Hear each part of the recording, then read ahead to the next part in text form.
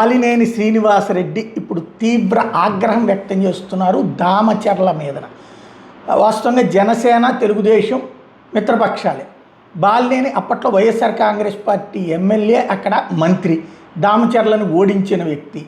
అయితే ఇప్పుడు ఓటమి అయిపోయిన తర్వాత వైసీపీ ఓడిపోగానే దామచర్ల గెలవటం, ఈయన ఓడిపోవడం జరిగింది. ఈయన ఓ పక్కన వెళ్ళి జనసేనలో చేరడం దామచర్ల జీర్ణించుకోలేకపోతున్నారు. చేర్చుకోవద్దని కూడా అప్పుడు పిలుపునిచ్చారు దామచర్ల, అయినా కూడా పవన్ చేర్చుకున్నారు.